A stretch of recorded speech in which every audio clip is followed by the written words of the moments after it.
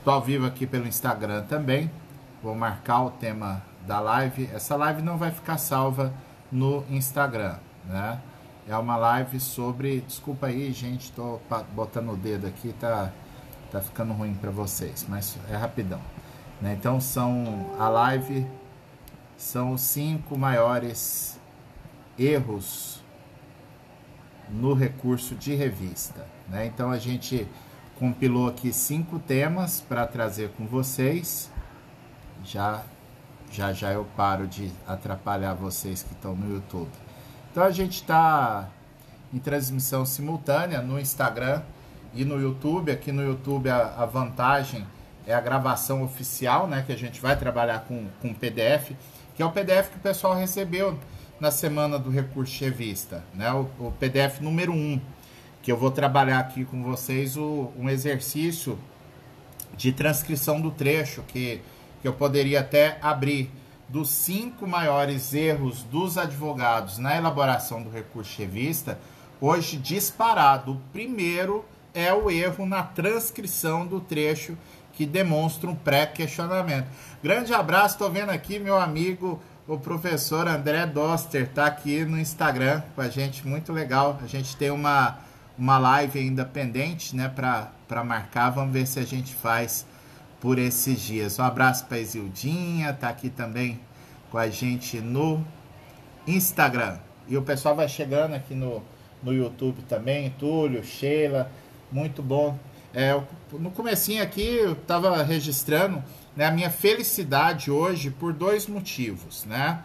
Primeiro porque a gente está no meio da semana do recurso de revista, né? O nosso evento é o segundo evento que a gente faz parecido. Esse evento está muito melhor do que o outro, né? A gente já está com uma comunidade no Facebook, né, para poder postar materiais exclusivos para o pessoal lá. Eu já dou spoiler que hoje é dia que eu vou ficar até 3 horas da manhã preparando material para o pessoal acordar amanhã. Vai ter coisa massa lá no grupo, na comunidade do Facebook. Quem não entrou, já estamos com quase 300 pessoas lá, acho que tem 280 mais ou menos. Então quem não entrou, corram lá. A gente está com 2.000 inscritos na semana do recurso de revista. E no comecinho aqui eu estava falando que para mim é muito legal, porque essa semana praticamente está fazendo um ano que eu tô aqui nas redes sociais falando de recurso de revista. Fez um ano o treinamento que eu ministrei lá pro escritório do Conselheiro Federal da OAB, o Rafael Lara Martins, né, e outros cursos que eu ministrei, que o pessoal foi falando, foi ajustando, e com isso a gente pôde desenvolver melhor aqui, até chegar no ponto de ter o Seja Expert em recurso de revista agora, né, estamos inclusive em pré-lançamento. Segunda-feira a gente vai lançar a turma nova, a turma 3, né? É um momento mágico para a gente, né? Porque pela nossa expectativa a gente vai passar a marca de 400 alunos nesse nosso treinamento, né? Eu e Antônio Humberto, e cheio de novidades por aí, né? A primeira novidade do curso, né, da turma nova, eu vou dar até o spoiler aqui, porque eu já falei no e-mail que a gente mandou para o pessoal que está na semana do recurso de revista, né? A gente desenvolveu um produto a pedido dos alunos, porque nós já temos lá uma preocupação de que o curso não é só um curso de revista, né? É uma imersão de recursos em geral, mas a gente compreende que é sempre bom a gente ofertar um pouco mais para os nossos alunos. Então, tem um produto lá que eu criei para o pessoal da turma 1, que foi estendido à turma 2. A gente está vendo ainda se a turma 3 vai ter esse bônus ou não. Parece que não. Mas é um bônus que chama Prática 565. São 565 vídeos. Vídeos de 2, 3, às vezes 8 minutos, comentando jurisprudências atuais. E diante das demandas que os alunos foram apresentando, né, e o pessoal que entrou na turma 1 já percebeu que teve várias situações, né, que eles ganharam de brindes que não estavam previstos, né, uma espécie de mentoria, né, que foi uma reunião individual com cada um, a palestra do ministro Douglas, que não estava programado, né, teve, que mais que teve? As aulas sábado, né, que são aulas ao vivo, que a gente está implementando agora para pegar firme na parte prática, né? Então a gente vai incrementando. E nós criamos para a turma 3, a turma 1 e a turma 2 vão receber também, é o dicionário notável de teses recursais, né? Então eu tinha feito ali um esboço, um ensaio de como fazer isso, mas agora eu e Antônio Berto fechamos o esboço definitivo do que vai ser esse produto, e o pessoal que está inscrito na semana do Recurso Revista vai receber a primeira edição desse dicionário. É um dicionário com teses recursais. E qual que é a diferença? E aí não estou criticando ninguém, não estou falando mal de ninguém, tá? Cada um faz seu trabalho dentro do que acha que é o que vai ser bom para o aluno, né? Mas tem curso que fala, vou dar um banco de tese. Aí você vai ver o banco de tese, são jurisprudências caóticas, né? Emendas várias, importantes inclusive, né? Mas para o aluno se virar. Como a gente sempre tenta aqui alcançar a excelência máxima, os nossos alunos vão ter esse produto, é um dicionário em ordem alfabética, organizadinho, bonitinho, para não ficar quebrando a cabeça para caçar assunto, né? E todo final de mês a gente vai atualizar o dicionário. Então, o pessoal na semana do Recurso Revista vai receber o que é uma espécie de piloto, né? É um e-book, né, com umas 100 e poucas páginas e os primeiros temas. E aí, a cada mês a gente vai evoluindo esse material. Acho que o pessoal vai gostar bastante, vai facilitar bastante para vocês fazer os recursos. Mas vamos lá, que o motivo da live é a gente falar dos 5 erros mais comuns que os advogados cometem nos recursos de revista. Grande abraço para minha querida amiga Alciane Margarida, juíza do trabalho, aqui no TRT 18, e para minha amiga advogada e groselha, os sabedores sabem, a Marília Martins está com a gente aqui também. Marrom, não sei que imprensa aqui da UOL, escreve um montão de besteira para jogar um contra o outro o tempo todo. E diz lá embaixo que o André Mendonça fez isso para me agradar, porque ele é terrivelmente evangélico, porque ele pretende ir para o Supremo Tribunal Federal. Para me agradar. Ele falou comigo antes de notificar o supermercado. Logicamente, quando se notifica, né, pede informações, isso vaza, não tem problema nenhum vazar. E a imprensa... Agora eu vi. Só um minutinho.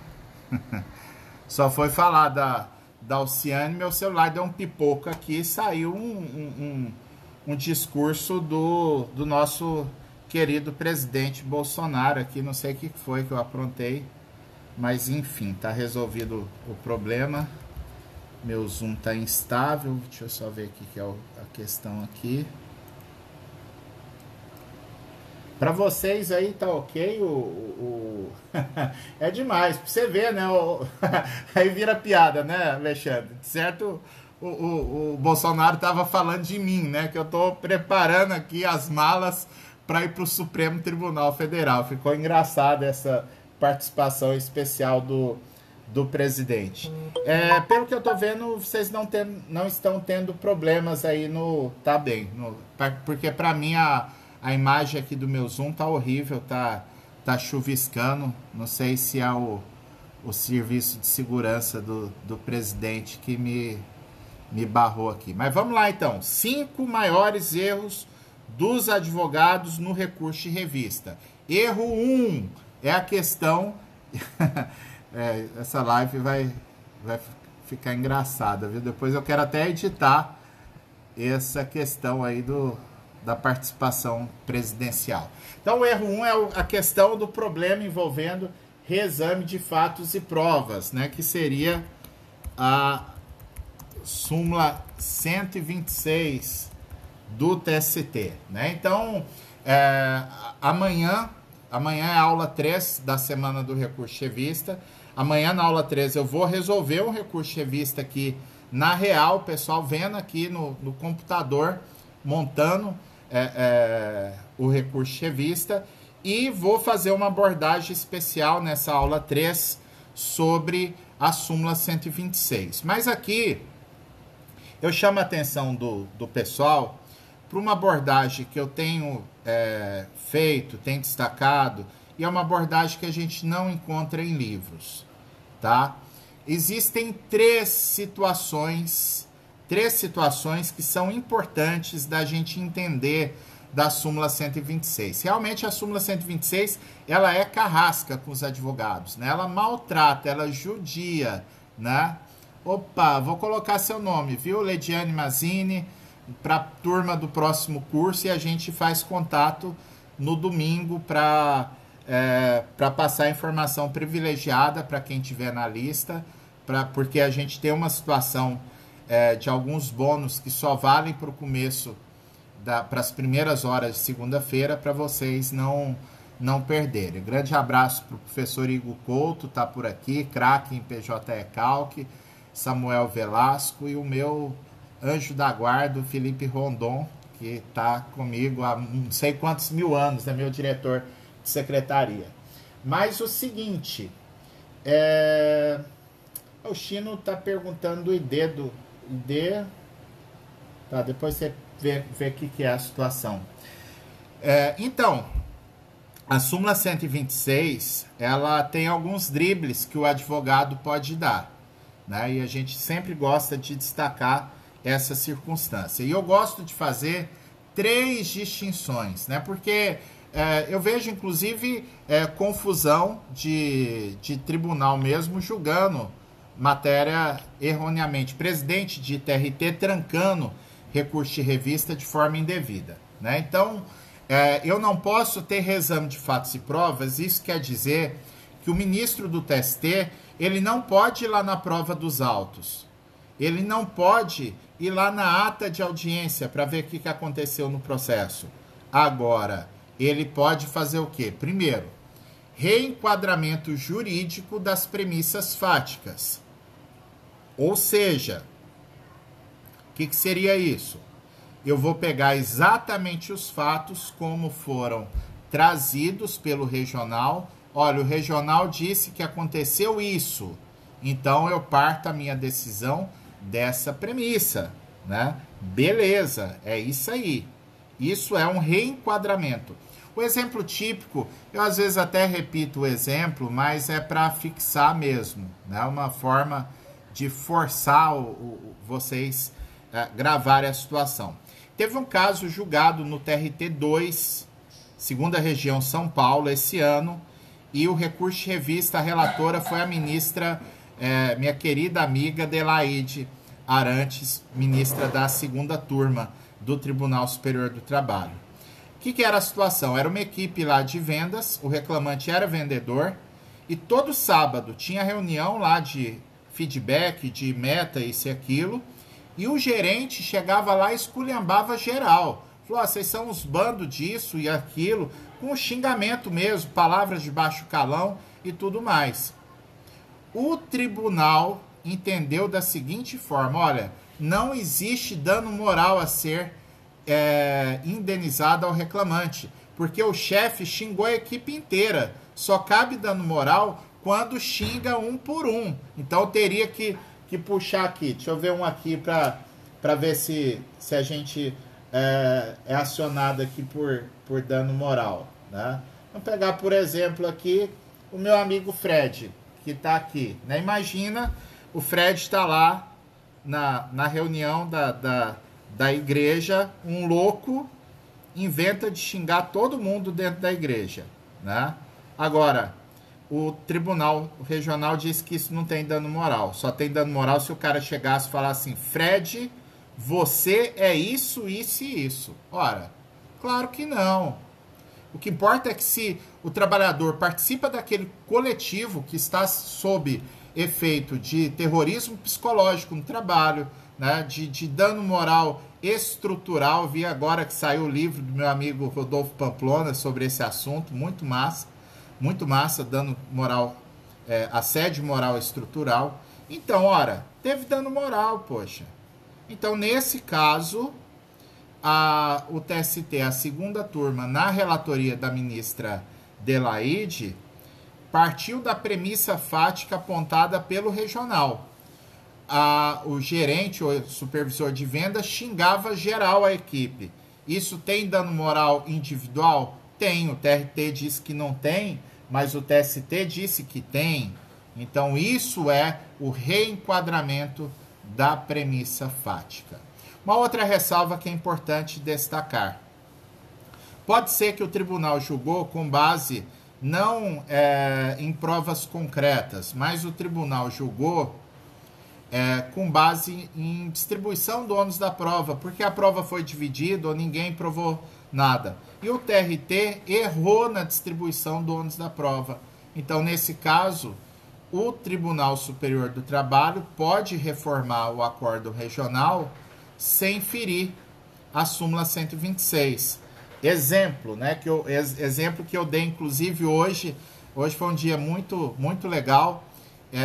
Eu dei uma aula hoje à tarde para os novos juízes, né, que tomaram posse em vários regionais, né, e então está tendo curso de formação da Enamate. Então, deu uma aula lá e dei esse exemplo para o pessoal. O TST tem uma jurisprudência da SDI envolvendo cartão de ponto. Presta atenção, gente, que isso aqui que eu vou falar vocês não encontram em livro nenhum. E é uma dica de ouro para vocês usarem nos seus processos.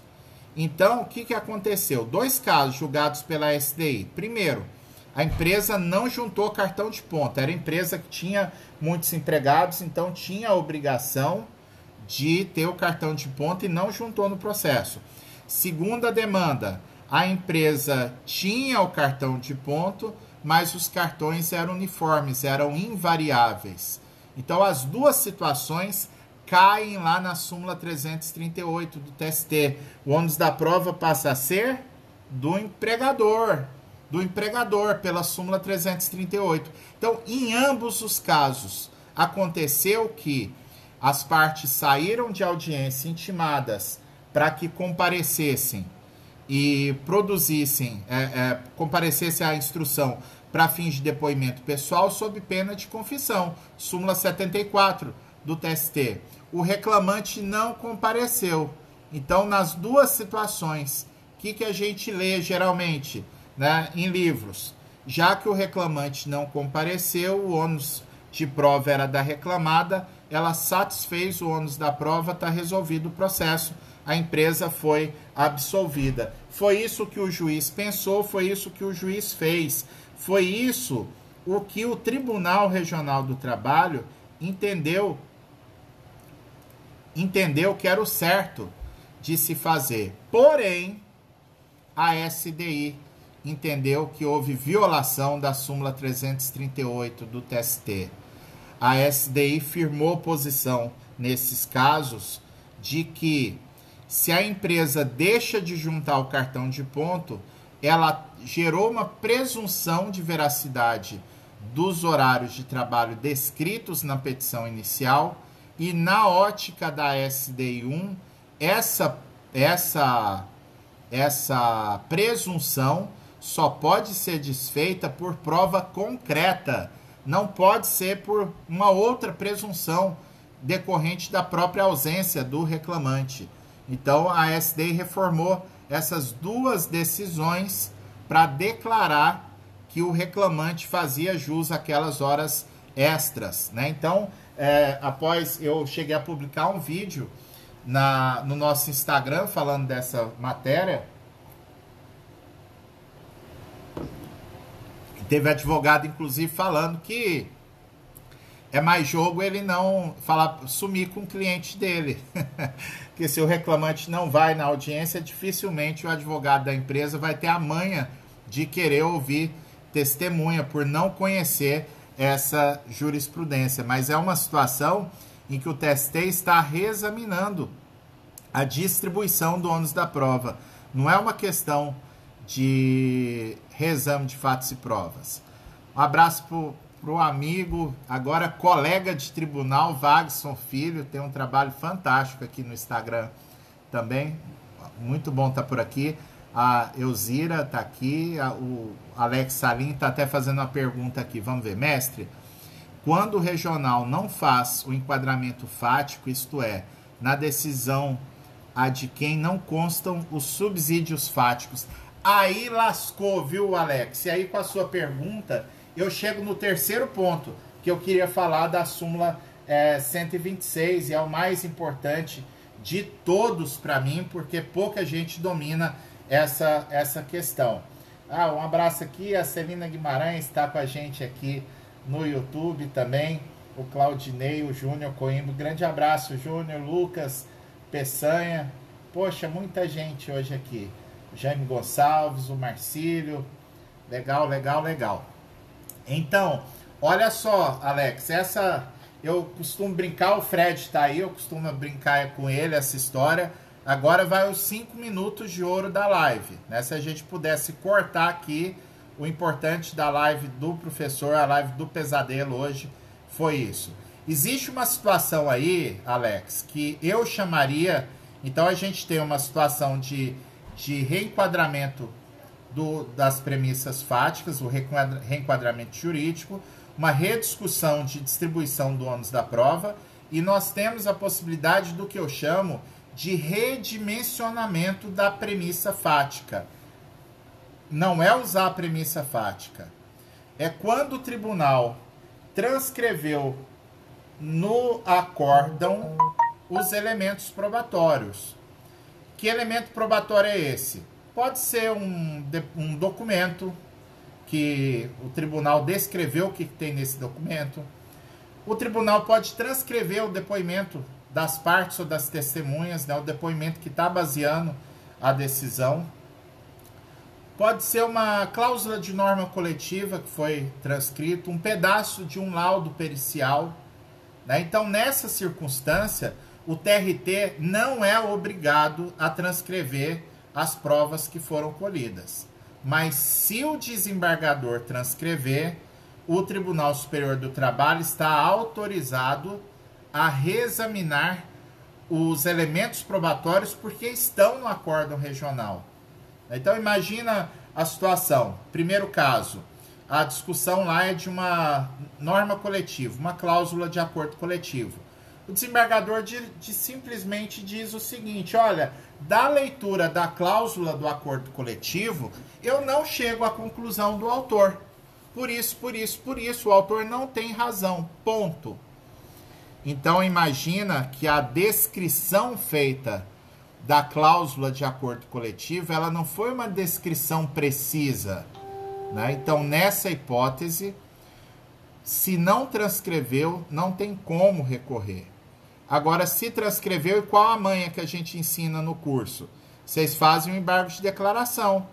Fala, olha, na verdade, o tribunal se omitiu porque tem um pedacinho, uma passagem aqui da cláusula que não foi bem compreendida, que não foi analisada no acordo original. A cláusula tem o seguinte conteúdo: vocês, no ED, transcreve a cláusula, tira o desembargador para dançar, tira o desembargador para ele transcrever no acórdão do ED o conteúdo da norma.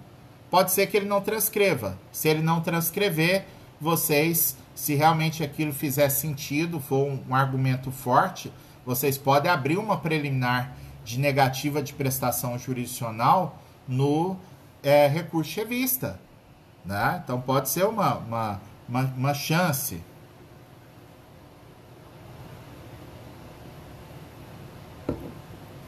E aqui o Alex dá o exemplo, ótimo exemplo, responsabilidade subsidiária do poder público. Hoje, inclusive, viu, gente, a hora que terminar a live eu vou assistir aqui a sessão da SDI para preparar o material para vocês, mas a SDI hoje votou por 10 a 4, reiterando que o ônus da prova quanto ao tomador de serviço integrante da administração pública é do poder público, né? Então, quem tem que provar que cumpriu todos os requisitos legais, que não tem culpa no recebimento do crédito do reclamante, é o poder público. Um voto magistral do ministro José Roberto Freire Pimenta, que ele foi direto na ferida. Ele falou, o problema aqui não é jurídico, o problema aqui é saber se o trabalhador vai receber ou não.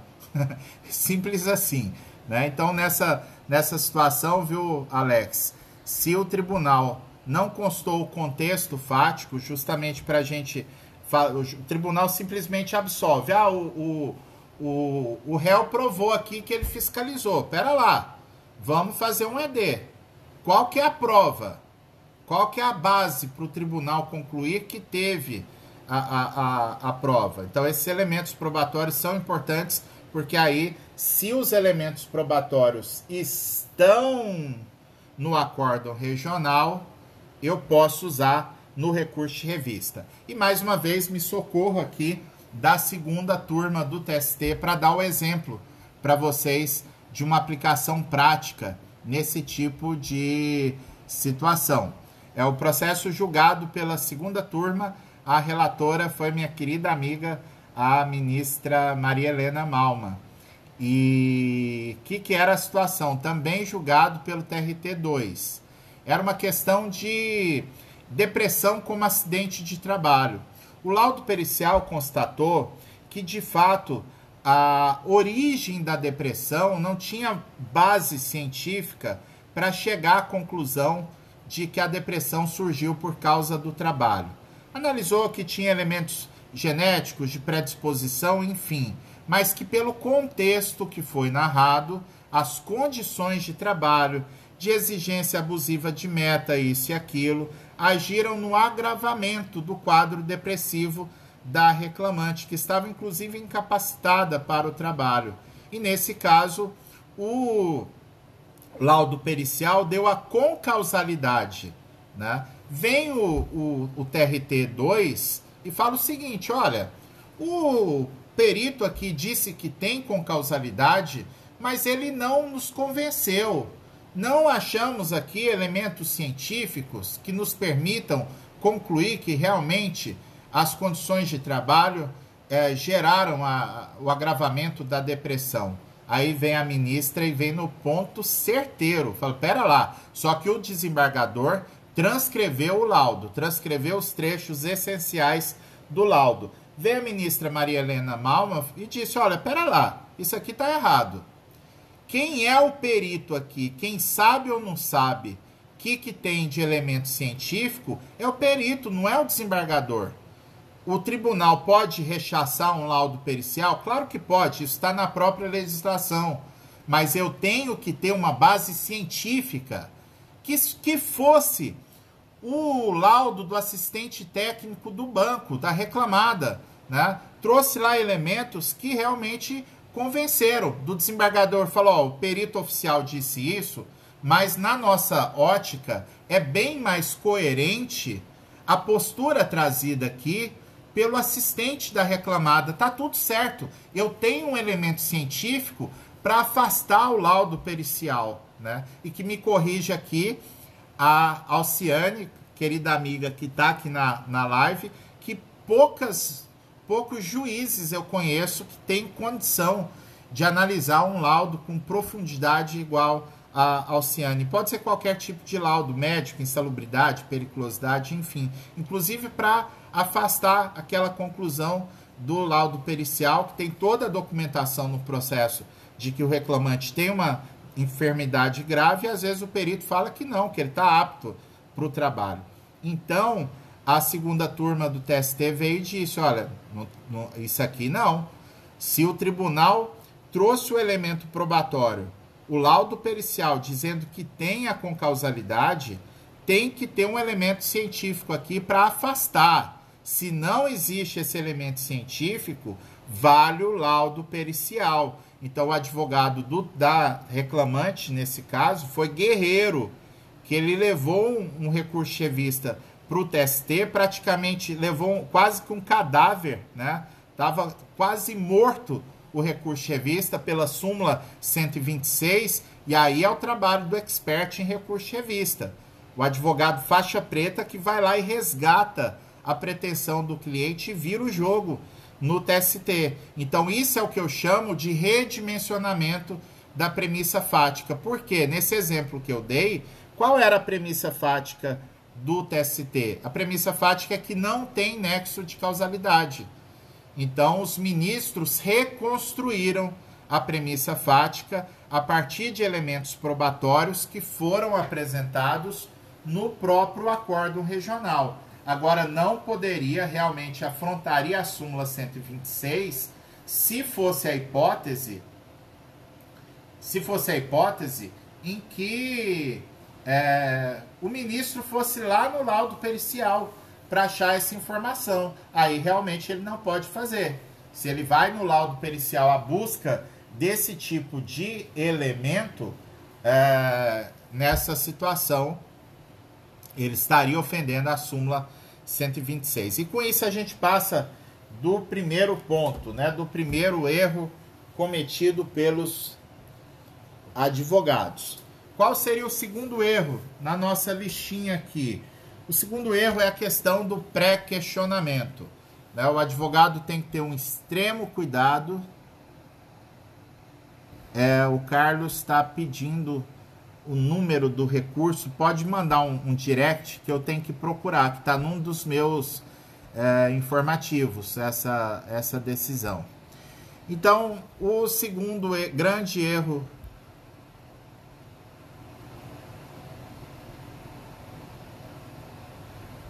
e o problema, né?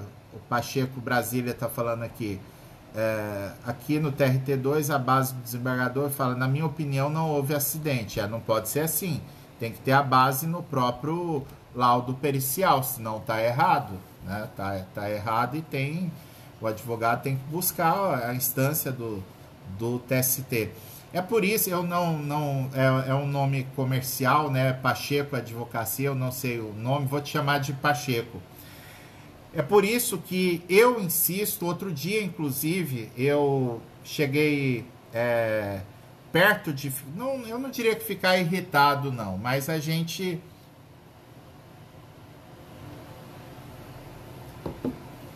mostra a cara aqui nas redes sociais de peito aberto para a gente conversar, para dialogar com todo mundo. Eu acho muito importante esse diálogo. Mas eu estava numa live e uma pessoa que estava assistindo repetiu umas 5 vezes o comentário na live. Ele meio que quis dizer que falar de recurso de revista é discutir sexo dos anjos, porque não adianta, ninguém ganha o recurso de revista, né? E eu falei para ele, olha, realmente é difícil, mas o que eu tenho visto à minha volta é um quadro totalmente diferente, né? Ontem eu fiz um procedimento que eu faço na coluna, eu fiz anteontem, foi meu 14º procedimento para ir arrastando a situação para poder fazer a cirurgia assim que passar a pandemia. E agora no 14º deu um problema. Eu passei muito mal no final do procedimento e cheguei em casa abatido e fiquei muito emocionado com a mensagem que eu recebi aqui no direct do Instagram, da pessoa dizendo que ela começou a ganhar um recurso atrás do outro só de assistir as nossas lives, as nossas dicas. Lá no grupo, nos grupos, né, aliás, mas principalmente no grupo da turma 1 do treinamento Seja Expert Recurso de Revista agora, o pessoal já está comigo tem quase 4 meses, né, desde 14 de maio, quase todo dia tem notícia da galera falando, ganhei aqui, gente mandando mensagem, falando, olha, professor, obrigado, eu nunca imaginei que conseguiria subir um recurso de revista e agora com o curso está subindo um atrás do outro. Então a realidade, viu, Pacheco, que eu prego aqui a questão do recurso de revista, é porque eu vejo muita coisa errada. Quando a gente fala de decisão errada, pelo menos uma decisão que contraria a jurisprudência majoritária. Então, eu que passei convocado no TST 4 anos, eu que analisei mais de 6 mil recursos, você pegar 6 mil recursos, espremer e tirar ali uns 50 que dá para passar, é revoltante, porque você vê que tem, na verdade, muita situação que a parte tem o direito, mas o advogado não conseguiu fazer o recurso chegar no TST. Então é por isso que a gente insiste aqui nas lives, nos conteúdos gratuitos, nos informativos gratuitos, aqui na live do Pesadelo, que semana que vem volta para terça-feira, e no treinamento, seja expert em recurso de revista agora, né? Porque não dá, viu, Pacheco, esse tipo de situação. A gente vê decisões por achismo. Não, nós temos um ordenamento jurídico aqui para cumprir. E se precisar ir até o TST para fazer valer o direito do cliente, o advogado tem que ter capacidade técnica de poder proceder. Então, eu assino embaixo demais, viu, Pacheco, dessa tua crítica, não em relação ao TRT2 em específico, porque eu não conheço assim, o perfil de cada um dos tribunais. Agora, o que eu conheço em geral, hoje até comentei isso na aula que eu ministrei na ENAMAT, que se me perguntarem a jurisprudência do meu TRT, eu não conheço. Agora, se me perguntar tudo que está acontecendo no TST, pode ter certeza que eu estou sabendo. E é com base nessa leitura que eu consigo ter uma dimensão nacional do que está acontecendo nos regionais, é que a gente vê o tanto de erro. O tanto de regionais que erram no julgamento de questões básicas, acidente de trabalho mesmo é um horror.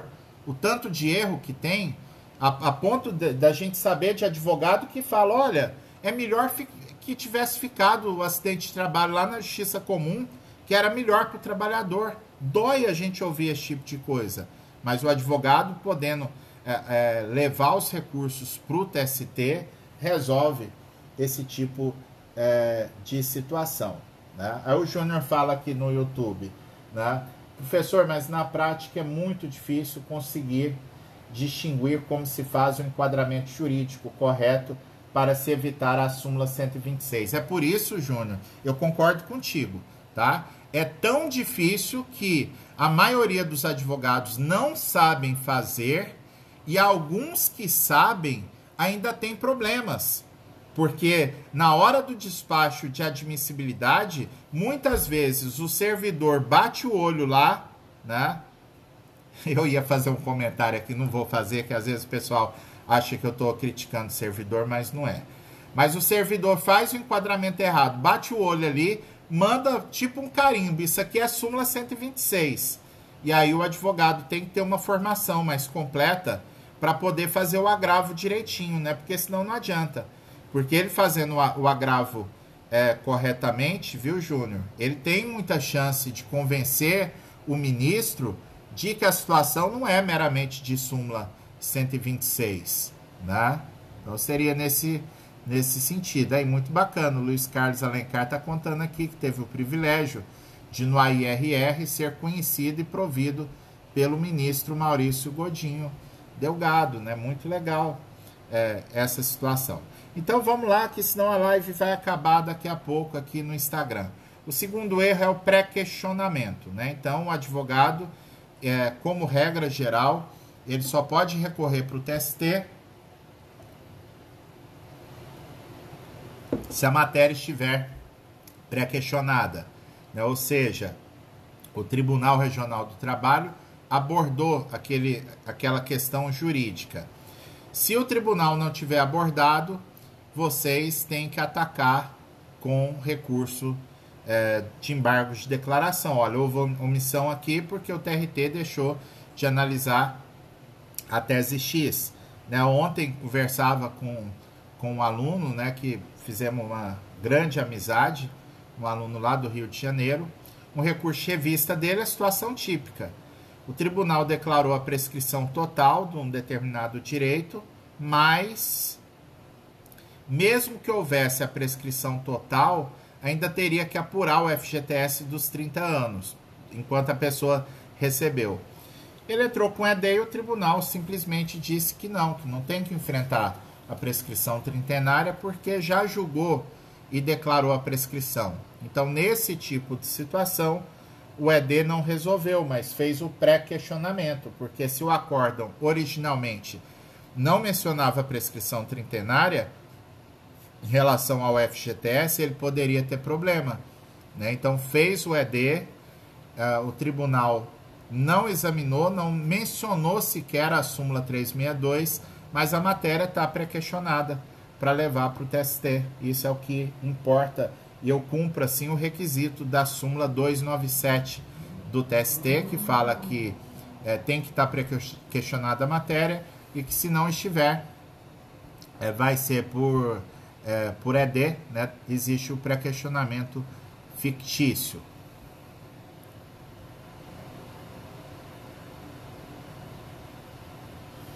O Rivelino está fazendo um comentário bacana aqui no YouTube, e essa é a minha percepção, que fazer o recurso de revista não é simples, e isso eu repito, gente, não é simples, o recurso de revista é difícil. Quem tiver preguiça e não gostar de estudar, não precisa vir com a gente, que não tem jeito, tem que ralar mesmo, para estudar, para aprender a lógica do recurso de revista. Não tem como a gente entregar 100% de graça. Ontem mesmo eu entreguei o ouro na aula 2, que é uma fórmula do recurso de revista, mas tem que decorar a fórmula, tem que seguir o passo a passo. Não tem jeito. Então vi gente falar para vocês, vender curso, né? Falar, vem aqui aprender comigo que eu vou te mostrar que o recurso de revista é facinho, né? Olha, gente, eu mantenho humildade, acho que eu não tenho pecha de arrogante, né? Eu não me acho uma pessoa limitada do ponto de vista intelectual, né? Acho até que Deus me deu uma inteligência, graças a Deus, né? Que me permite muita coisa, né? E eu mesmo tendo facilidade de estudar, facilidade de aprender, de gravar as coisas, eu digo que o recurso de revista é difícil. A gente pega a lógica, né, a técnica, né, Rodrigo? Como você está dizendo aí no Instagram, é isso mesmo. A gente pega a técnica, tá tudo certo. Agora, não é fácil. E tá mentindo para vocês quem fala que é fácil, que não é. Né? É fácil só se for para ensinar de uma forma lambona, né? Porque se for para ensinar direitinho, não é tão simples assim. A live vai ficar gravada no YouTube, tá? Não vai ficar gravada no Instagram. Aí vocês podem acessar o YouTube. Então o Rivelino está dizendo aqui que o recurso exige conhecimento de especialista. Está fazendo o curso e realmente modifica a forma de advogar em grau de recurso extraordinário. É isso mesmo, né? E muda até a forma de você peticionar. Na hora que você vai fazer uma instrução, você está esperto, você sabe o que precisa. Se tiver lá na frente aqui para o recurso de revista, então você sabe o que precisa, você vai trabalhar o processo inteiro de forma estratégica, né? Então é isso aí, né? Então, tem que ter o pré-questionamento, é o segundo requisito. Vamos ao terceiro erro comum dos advogados aqui. É a questão de errar na comprovação da divergência. Só um pouquinho aqui, espero que não esteja com problemas no YouTube. Espera aí que acho que a live caiu no YouTube. Tá, da internet está um problema. Então vamos continuando aqui pelo Instagram.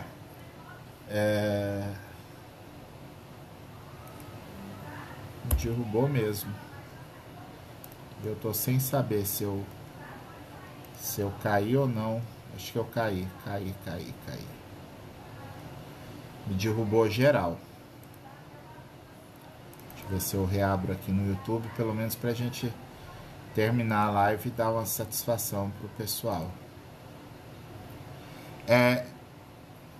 Travou, né, Lucas? Eu tô reabrindo aqui Tô reabrindo a live aqui no YouTube.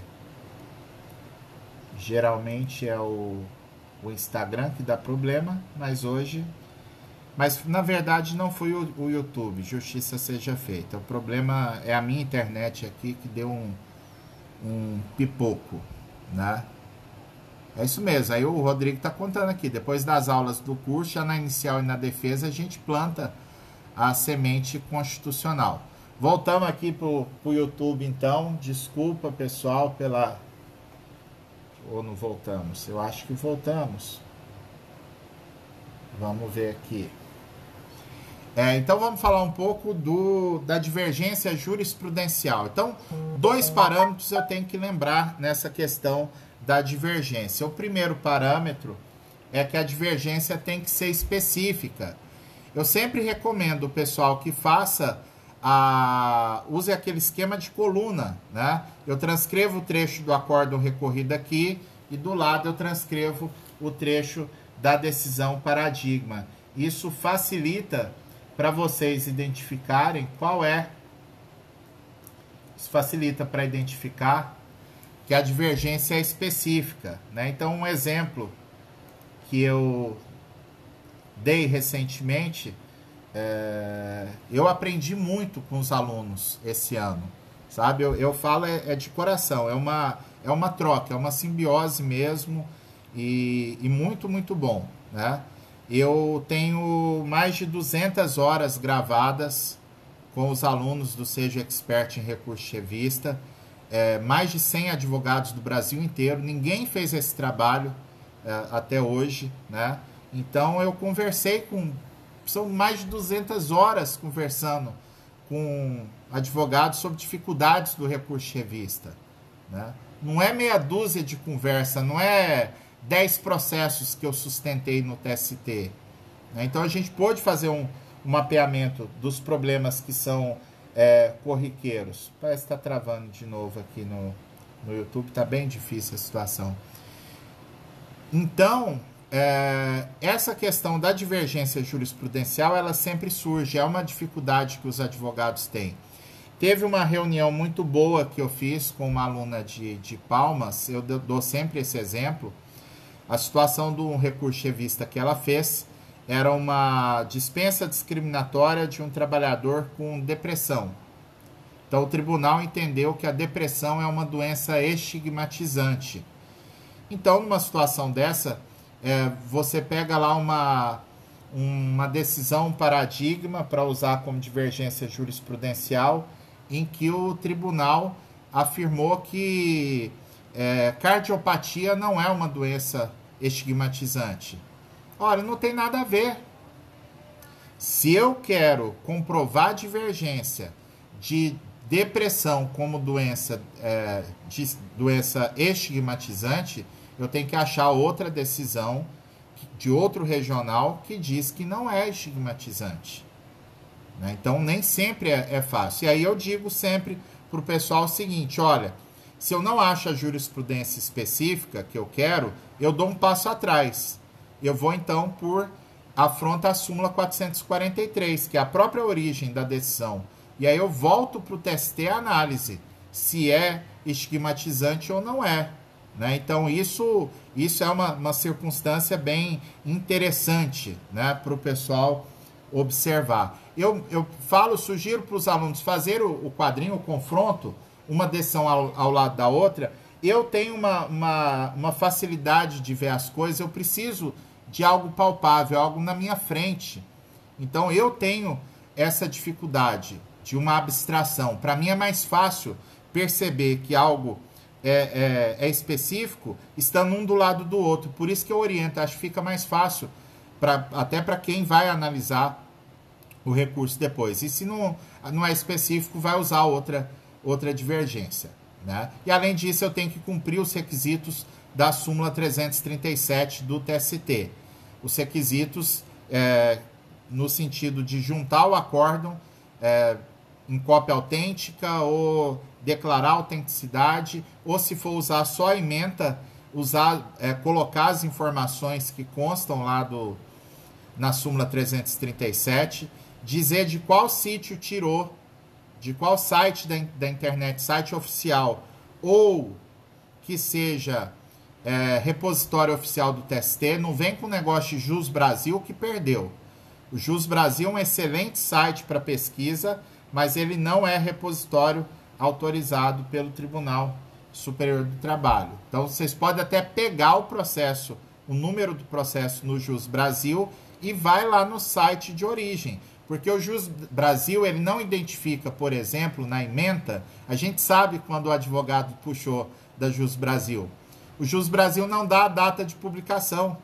E aí está errado, porque é uma das exigências da súmula 337. E não adianta falar, a súmula é um formalismo exagerado. É o que tem para hoje. Então tem que seguir a súmula à risca, né? Então é um requisito aqui que o advogado deve seguir. O quarto ponto é o dever de fundamentação do recurso. Tá? Então o recurso ele tem que ser devidamente fundamentado, súmula 422 do TST. Para fazer isso, o que eu oriento? Vocês isolem os fundamentos da decisão. Isola os fundamentos jurídicos e no recurso vocês vão vir batendo um por um. Isso é seguir lá o princípio da dialeticidade.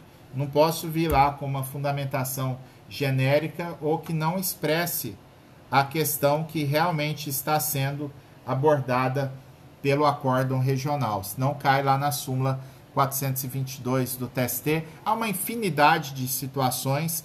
Quem não teve a oportunidade, eu recomendo demais, inscreva-se na Semana do Recurso Chevista, vai lá na nossa bio, aqui do Instagram, que tem o link lá para inscrição gratuita. São 3 aulas muito massa que eu preparei. A aula 2, que foi ao ar ontem, eu dou minha fórmula do recurso chevista. É uma situação de ouro que, mesmo em cursos pagos, dificilmente vocês vão encontrar um material que entrega de forma tão lógica como fazer um recurso chevista, principalmente para escapar da súmula 422.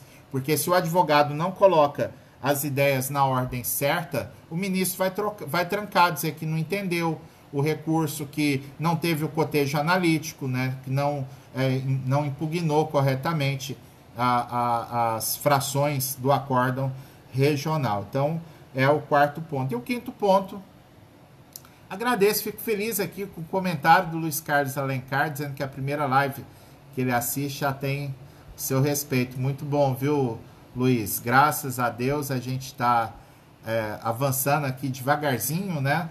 No começo do ano a gente tinha 2.100, 2.200 seguidores, hoje são quase 22 mil e a gente trabalhando muito aqui todo dia. Não é só para ganhar seguidor, a questão é entregar mesmo, e tem sido muito bom a reação do público, o pessoal contando que tem sido importante o trabalho que a gente faz aqui. Não só no curso, que eu quase choro quando eu abro lá e o pessoal que fala que está ganhando isso e aquilo, mas aqui no Instagram tem acontecido muita coisa legal também. Então, o último ponto, nos minutinhos que nos falta aqui, é a questão da transcrição do trecho do acórdão regional. Então, eu coloquei lá um PDF na Semana do Recurso Chevista. O PDF número 1 tem um material para o pessoal ler e fazer o destaque. Fazer o destaque do... de quais... É um caso envolvendo o TRT-5. O TRT declarou a rescisão indireta por alteração de turno de trabalho. A reclamante ficou 3 anos trabalhando no turno da noite e passou para o turno diurno. Então, o Tribunal Regional do Trabalho decretou a rescisão indireta, entendendo que a alteração era lesiva, porque o empregado que fica 3 anos no mesmo horário, ele cria hábitos, e esses hábitos são prejudicados pela alteração unilateral. Então, nessa situação, eu passei lá um PDF para o pessoal só separar, para recorrer da rescisão indireta. Aí tinha uma pegadinha que eu botei para o pessoal lá. É porque a empresa pediu, no seu recurso ordinário, a empresa pediu para que fosse declarado o abandono de emprego, né? A gente sabe que não dá abandono de emprego. O empregado entra com a ação de rescisão indireta. a ação foi julgada improcedente, então decreta o pedido de demissão, não é abandono de emprego. Então, eu coloquei lá para o pessoal, olha, para destacar os trechos para recorrer da rescisão indireta. Então, tinha 2 parágrafos no acórdão que tratavam do abandono de emprego, só do abandono de emprego. Eram parágrafos que não falavam da rescisão indireta. Então, nesse caso, se o advogado transcreveu o capítulo inteiro, perdeu. O advogado não pode, se ele está recorrendo só da rescisão indireta, ele tem que, na hora da transcrição dos trechos, ele tem que tirar fora os parágrafos que falam do abandono de emprego. Ou, se ele transcrever o capítulo inteiro, ele precisa marcar lá, de forma sublinhada, de forma negritada, ou fazer aquela marcação de amarelo, né, como se fosse o marca-texto no editor do computador, para destacar o que é relevante. Se não fizer isso, perdeu. Não pode, então, transcrever o acordo inteiro, salvo se destacar o ponto de interesse. Não pode transcrever o capítulo inteiro, salvo se destacar o ponto de interesse. E, em síntese, a transcrição para cada capítulo deve envolver, as premissas fáticas e as premissas jurídicas, abordagem jurídica e as premissas fáticas. Ou seja, o TST não precisa ir lá no acórdão para ver o que foi a decisão. Vocês transcreveram o essencial. E vem uma última dica de ouro. Tem uma decisão da ministra Adelaide que eu tenho usado muito, porque é uma decisão extremamente didática. A ministra diz que não pode o advogado trazer a transcrição do trecho no início do recurso. Muito advogado usa esse expediente. Não pode fazer, por 2 motivos. Porque geralmente o recurso de revista tem mais de um capítulo. Então você tem que embutir a transcrição específica em cada capítulo. Eu não posso fazer uma transcrição geral. O Tribunal Superior do Trabalho não admite. E a ministra explica por quê.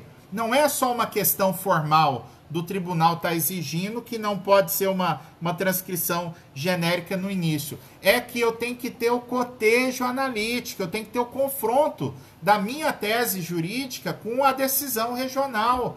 E para isso é necessário que a transcrição esteja ali dentro do próprio capítulo.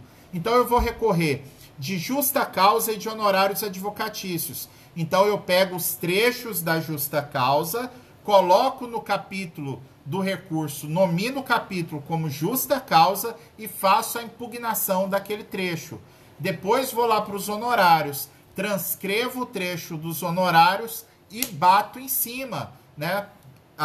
Fundamentando por que a decisão deve ser reformada. Essa é a forma correta de fazer a transcrição do trecho que demonstra o pré-questionamento, e isso abre o caminho para outra necessidade, que é a da própria fundamentação, que é esse cotejo analítico, que a CLT, no parágrafo 1º-A da CLT, fala que eu tenho que indicar o trecho, eu tenho que fazer uma descrição analítica, que a gente orienta que vocês digam, olha, aqui houve uma ofensa do artigo 482A, que é a questão da improbidade como justa causa. Então, vocês explicam o conteúdo da norma, o que é uma justa causa de improbidade, né? Então, vem ali com conteúdo quase que doutrinário, e em cima dessa base jurídica que você construiu, você vai em cima do trecho específico do acórdão regional, dizendo, olha, a decisão, pelo que eu disse aqui, sobre a justa causa de improbidade, a decisão está errada por tais, tais e tais motivos. Essa é a forma correta de fazer o recurso de revista. Então, eu vou publicar lá na comunidade do Facebook. Quem não tiver lá, manda direct. Acho que eu vou fazer um stories agora, convidando para entrar na comunidade, e aí com isso o pessoal pega o material lá, né? Que seria essa separação essa separação do trecho utilizado para mostrar o pré-questionamento. Para a gente terminar, só ler a mensagem aqui do Rodrigo Sá. Poxa vida, Rodrigo. Depois de 25 anos de advocacia, descobri que não sabia nada de revista. Me desafiei e ingressei na segunda turma. O santo da revista, professor Fabiano, podia ter entrado na minha vida antes. É muito legal, Rodrigo, ouvir esse tipo de depoimento, porque isso é o que vale a pena, né? Eu mesmo, vocês sabem, eu não escondo de ninguém, né, que eu tenho um problema de saúde terrível, né? Pelo menos vou resolver com a cirurgia, mas enquanto tá essa pandemia não tem jeito, né? Tem dias que eu realmente acho que eu não vou conseguir levantar da cama, mas é esse tipo de feedback, é esse tipo de mensagem que vocês fazem gratuitamente, né? Eu diria que brutalmente honesta, né?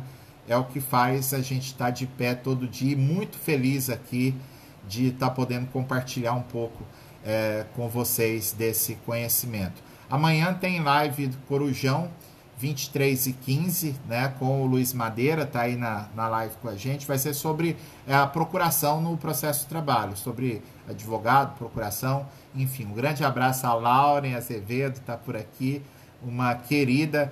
E eu vou disparar lá nos stories também, vou fazer um banner, vamos fazer uma divulgação disso aí, de hoje para amanhã, tá?